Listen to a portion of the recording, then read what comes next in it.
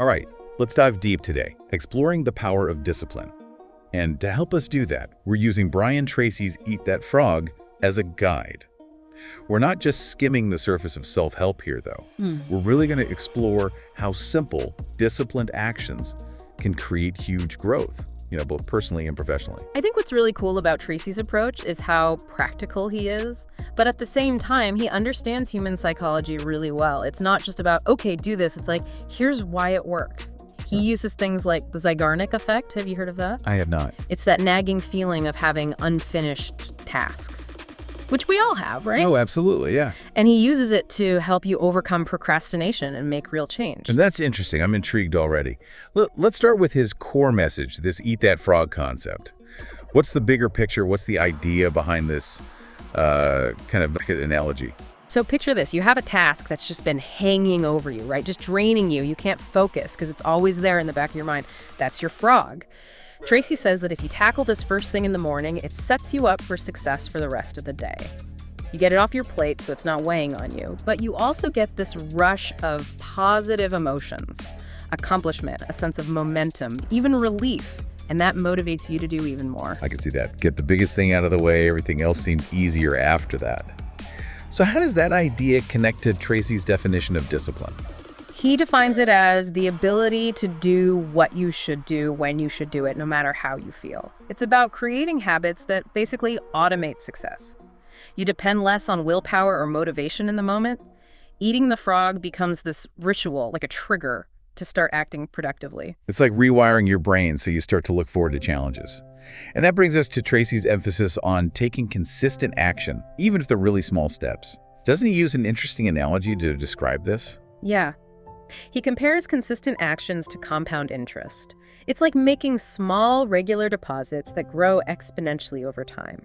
If you keep taking small, disciplined steps day after day, they add up to major progress. You have to shift your focus. It's not about the huge, overwhelming goal way out there. It's about that next step right in front of you. That is a powerful way to reframe things. So it's not about trying to change everything overnight. It's about the small things accumulating over time. But how do you make sure those actions actually happen? What are some ways to cultivate discipline, according to Tracy? He's really big on setting clear goals, and I mean really clear, not just some vague thing you hope will happen someday. He talks about the SMART framework: specific, measurable, achievable, relevant, and time-bound. That's a roadmap so you don't get lost. It sounds like setting yourself up for success from the beginning. But what about when you have one of those huge EE tasks that seems impossible to even start? That's when you break it down. Take that large task and break it into smaller steps you can manage. That makes it less daunting, and you get that feeling of accomplishment each time you finish a step. Each step makes you want to tackle the next one. So it's like turning a marathon into a bunch of sprints. You make the whole journey more manageable and more rewarding. Speaking of rewards, I think Tracy also talks about the importance of celebrating progress, doesn't he? He does, yeah. When you hit those milestones, even the small ones, acknowledge it and reward yourself. Reinforce that positive behavior. It doesn't have to be a big thing. Take a break and enjoy your coffee, or treat yourself to something nice after you finish a big project. Make that association between discipline and feeling good. Make the whole journey more enjoyable. So it's not about willpower alone. It's about building systems that support real change. But is this eating the frog idea only for work productivity? Not at all. Tracy says you can use these principles in every part of your life. Money, health, relationships, personal growth, everything. Discipline isn't just about reaching a goal. It's about creating a whole life that reflects your values. Okay, so it's bigger than just getting things done. It's about being intentional with your life. Exactly. And the best part is, you can adjust it to fit your own needs and goals. It's about finding what works for you and building a system to support that. That makes a lot of sense. It's not one size fits all. It's about figuring out what works for your specific goals and values. So let's get into some specific areas where discipline can make a difference. Let's start with morning routines, because that's something a lot of people struggle with. The morning routine. It's the foundation for a productive and fulfilling day. Tracy's a big believer in starting the day intentionally, and I agree with him. It's about taking back those hours before the day's craziness starts. But for a lot of people, morning is all about hitting the snooze button. Yeah. How do you go from that to feeling disciplined and ready to go, especially if you're not a morning person? You have to see the value in those early hours. Tracy suggests getting up early enough to have at least 30 minutes, or an hour if you can, just for you.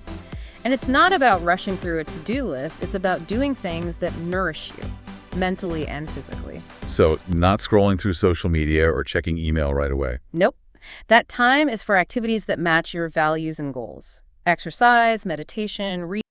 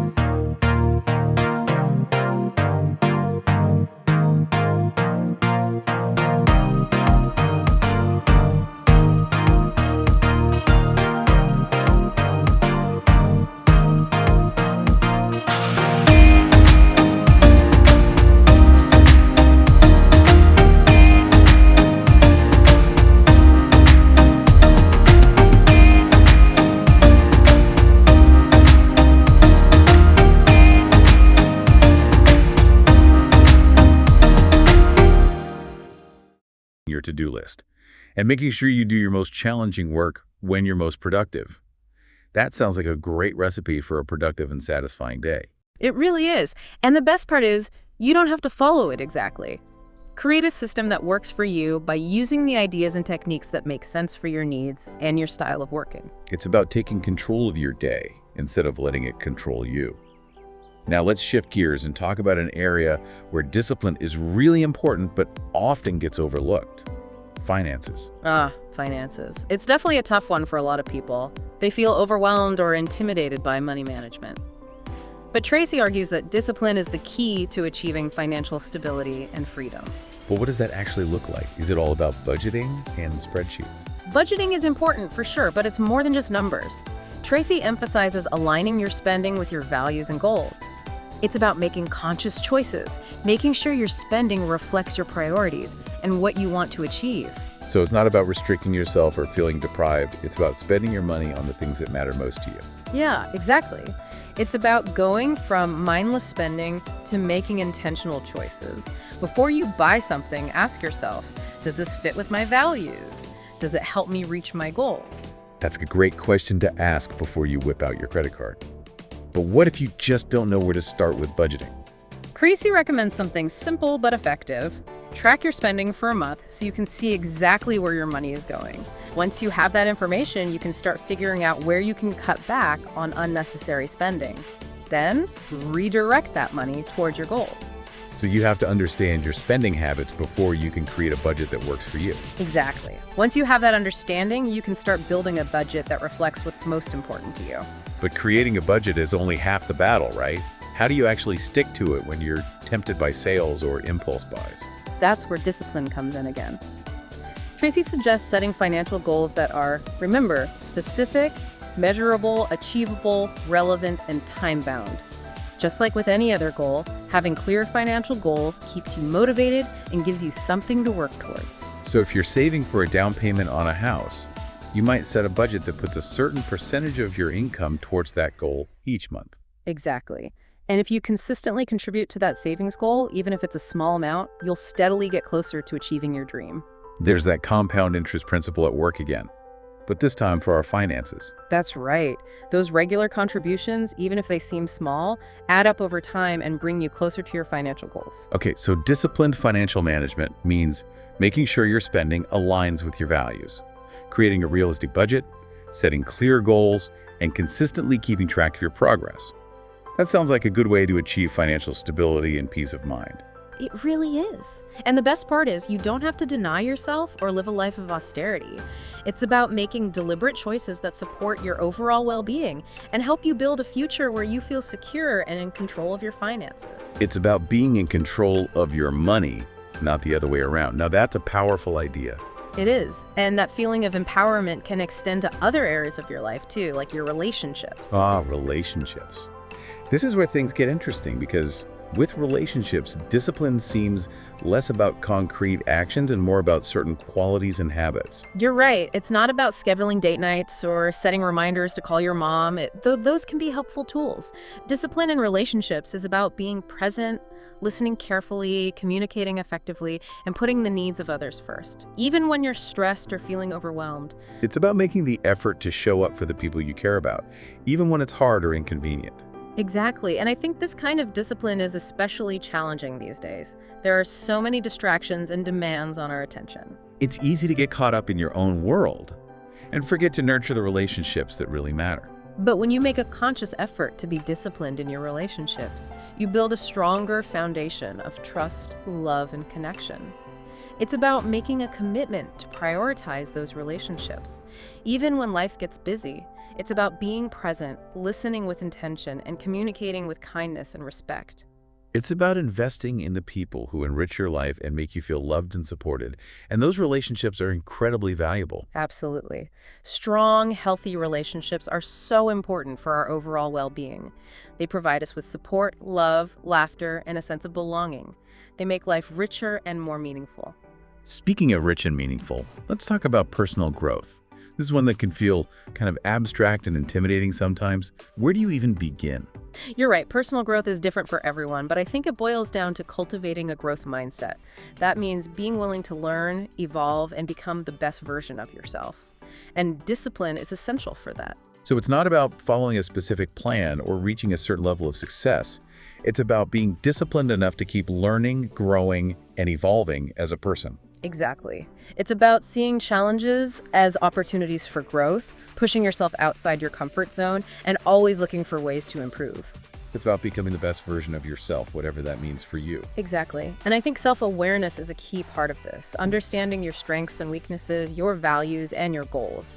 This self-knowledge helps you make intentional choices that support your growth. So it's about knowing yourself, knowing your motivations and what you want to achieve, and then making choices that match your deepest values and aspirations. Exactly. Once you have that self-awareness, you can work on being disciplined enough to make choices that reflect your true self, even when it's hard or inconvenient. So if one of your values is continuous learning, you might make time for reading or taking courses, even if that means giving up some free time. That's a great example. And if you value health and well-being, you might prioritize exercise and healthy eating, even when you're tempted to indulge in unhealthy habits. It's about making your actions match your values, making choices that reflect who you really are. Exactly. And that's what discipline and personal growth is all about, becoming more intentional, more aware, and more aligned with your deepest values and aspirations. Wow, we've covered a lot of ground already, from productivity and morning routines to finances, relationships, and personal growth. It's amazing how this one skill, discipline, can make such a big difference in so many areas of life. It really is. And the best part is, it's never too late to start building discipline. It's a journey that lasts a lifetime, and there are always new ways to strengthen this essential skill. So wherever you are on your own journey, remember that taking small, consistent actions with intention can lead to incredible results. It's not about trying to change everything overnight. It's about embracing the power of those small, disciplined steps, the ones that you repeat day after day that ultimately create lasting change. And remember, like Brian Tracy says, the key is to eat that frog. Tackle your toughest task first thing in the morning. You'll be amazed at what you can achieve. Okay, before we wrap up this part of our deep dive into discipline, we want to leave you with a final thought-provoking question to think about. And this is all about connecting these ideas to your own life. So think about an area in your life, maybe where you feel a bit stuck or you'd like to see more progress. Like it could be work, your health, some creative thing you're into, even just a personal project you haven't gotten around to. Right, we all have those. Exactly. Now, what would Tracy call your frog in that area? You know, the one task that feels the biggest, scariest, the one you're always putting off. Yeah, I can picture that frog in my mind right now, and it's not pretty. Exactly. But that's okay. The first step is just acknowledging it, not trying to ignore it. And here's the real question. What would it look like to eat that frog tomorrow morning? How can you break that big, scary task down into smaller chunks that feel more manageable? And what time of day are you most likely to actually get it done? So I'm not going to let it just hang over me. I'm actually going to think about how to tackle it. Yeah. And I like that reminder to think about when I'm most productive. I definitely have times when I get more done than others. Exactly. Work with your natural energy levels, not against them. And don't forget to reward yourself for those little wins along the way. Make the whole process more enjoyable. That's such a good point. We're so focused on the end goal that we forget to celebrate the little things that get us there. Absolutely. And you don't need some big celebration every time. Just acknowledge the progress you're making. Give yourself permission to feel good about it. It helps make those disciplined actions more automatic. The more you practice it, the easier it becomes. It really is like a muscle. The more you use it, the stronger it gets. That's a great way to think about it. Speaking of which, let's go back to the finance example for a second. Because for a lot of people, money management can feel overwhelming. It can be, especially if you don't naturally enjoy dealing with numbers and budgets. But remember, discipline is about creating a system that works for you. Don't try to force yourself into something that feels wrong. Find strategies that fit your personality and your lifestyle. So for example, what if someone has trouble with impulse buying? Tracy actually recommends the 24-hour rule for that. Basically, before you buy anything that's not absolutely essential, wait 24 hours. That gives you a chance to step back from that initial urge and see if it really fits with your values and your budget. That's a good tip, especially with online shopping these days. It is. Sometimes you just need that pause. What about people who are pretty good with day-to-day money management but struggle with the bigger financial picture, like planning for the future? That's a common one. And Tracy has good advice for that too. He's all about setting long-term financial goals and making a plan to reach them. Maybe that means working with a financial advisor, investing for retirement, starting a college fund for your kids, whatever makes sense for you. The important thing is to have a roadmap to guide your financial decisions and keep you moving in the right direction.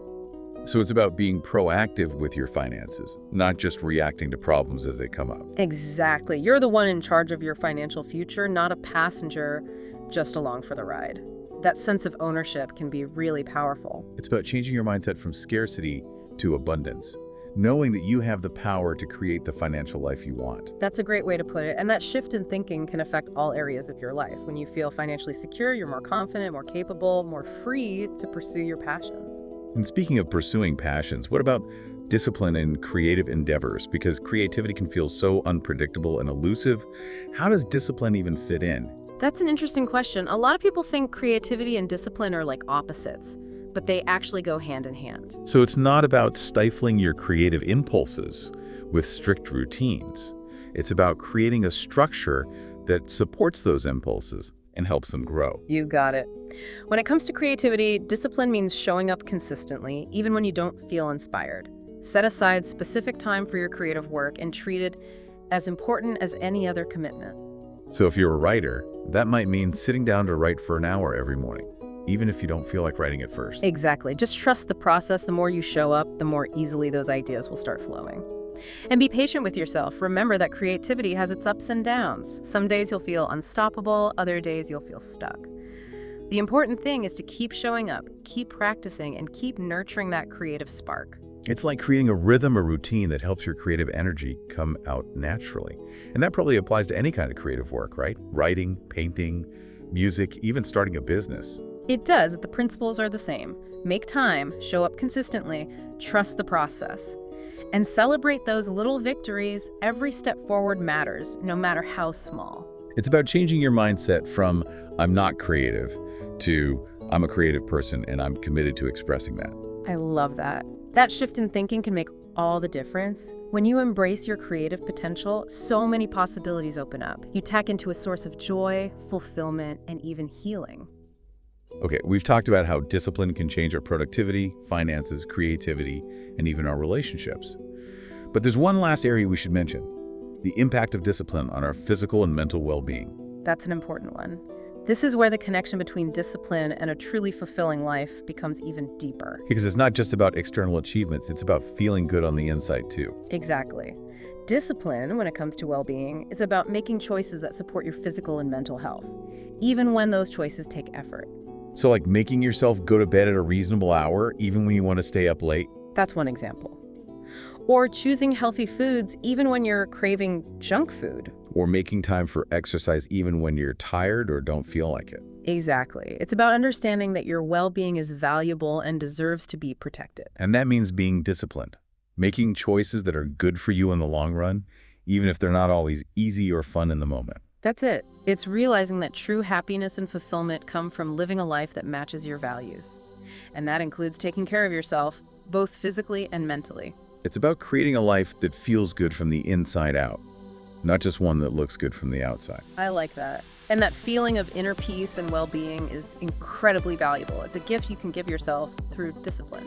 It sounds like discipline, when we apply it to every part of our lives, is really the key to a life that's full of purpose, meaning, and fulfillment. I think so. And as we wrap up this part of our deep dive, I want you to think about how you can bring more discipline into your own life. What are your frogs, and how can you start eating them little by little? That's a great question to think about, because as we've seen, it's not about making huge changes overnight. It's about those consistent little actions, the ones you take with intention, that lead to real, lasting change. It really is amazing how powerful these simple principles can be when you put them into practice consistently. It's like unlocking some hidden potential. You realize you have the ability to create the life you want. Yeah, and that's what I love about Brian Tracy's work. He takes these big, sometimes complicated ideas about discipline, productivity, personal growth, and he breaks them down into steps that anyone can actually use. He gives you the power to become the architect of your own life. You take control of your time, your energy, your money, relationships, everything. And that feeling of being in control, of having that power, is so freeing. You're not just reacting to things anymore. You're proactively creating the life you want. You go from feeling overwhelmed to feeling like you can handle anything. Exactly. Yeah. It's about shifting from a victim mindset to a creator mindset. You realize that you have the ability to shape your own experiences. And that's a huge shift in perspective. It is. It allows you to move through the world with a stronger sense of purpose, meaning, and control. So as we wrap up our deep dive into the power of discipline, we want to leave you with one final thought. Imagine waking up tomorrow feeling clear and focused, ready to take on the day, knowing that you have the tools and strategies to create the life you want. Imagine facing your challenges head on, not with fear, but with curiosity and determination. Imagine seeing those frogs, those big, scary tasks, as opportunities for growth and change. Imagine how good it will feel to conquer those challenges, step by step. Imagine the impact those small victories will have on every area of your life. Imagine the life that's waiting for you when you embrace the power of discipline, a life of purpose, meaning, fulfillment, and joy. That's definitely something worth striving for. So, as always, we encourage you to check out Brian Tracy's work. Start experimenting with these principles in your own life. Remember, it's not about being perfect, it's about making progress, one small, disciplined step at a time. And until next time, happy frog eating!